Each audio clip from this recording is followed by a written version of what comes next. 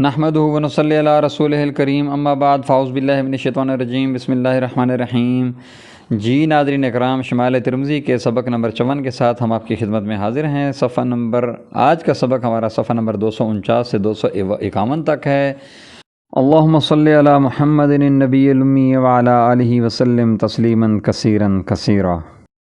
حضور نبی کریم صلی اللہ علیہ وآلہ وسلم کی چاشت کی نماز کے بارے میں ہمارا سبق چل رہا ہے۔ آج ہم اس کی 5ویں حدیث سے شروع کریں گے۔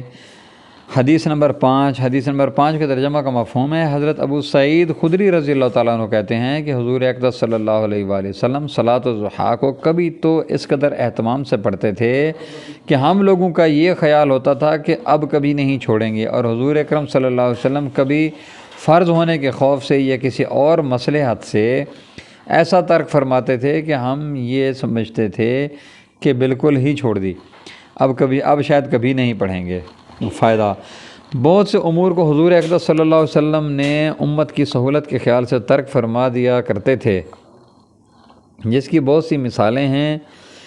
حضرت عائشہ صدیقہ رضی اللہ تعالیٰ عنہ فرماتی ہیں کہ بعض امور حضور اکرم صلی اللہ علیہ وسلم کا کرنے کو دل چاہتا تھا، مگر اس ڈر سے اہتمام نہیں فرماتے تھے مبادا امت پر فرض ہو جائیں۔ حدیث نمبر 6 کے ترجمہ کا مفہوم ہے۔ حضرت ابو ایوب انصاری رضی اللہ تعالیٰ عنہ فرماتے ہیں کہ حضور اقدس صلی اللہ علیہ وآلہ وسلم زوال کے وقت 4 رکعت پڑھتے تھے۔ میں نے عرض کیا کہ آپ ان 4 رکعتوں کا بڑا اہتمام فرماتے ہیں۔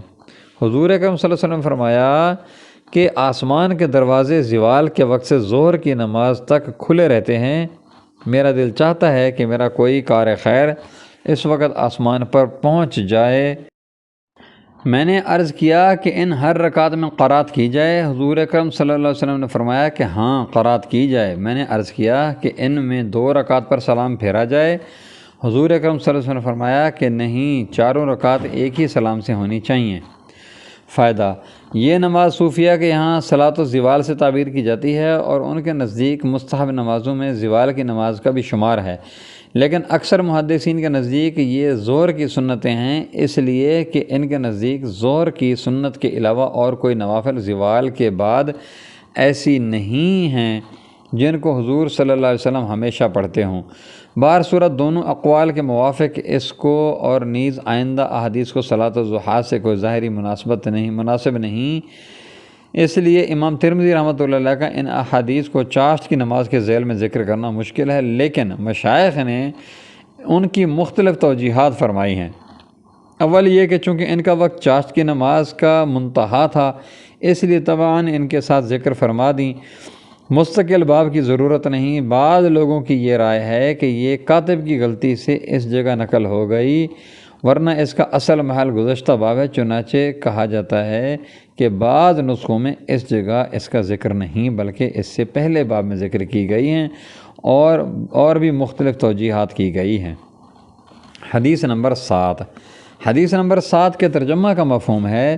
حضرت عبداللہ بن صائب رضی اللہ تعالیٰ عنہ کہتے ہیں کہ حضور اقدس صلی اللہ علیہ وآلہ وسلم زوال کے بعد ظہر سے قبل 4 رکعت پڑھتے تھے، اور یہ فرمایا کرتے تھے کہ اس وقت میں آسمان کے دروازے کھول دیے جاتے ہیں۔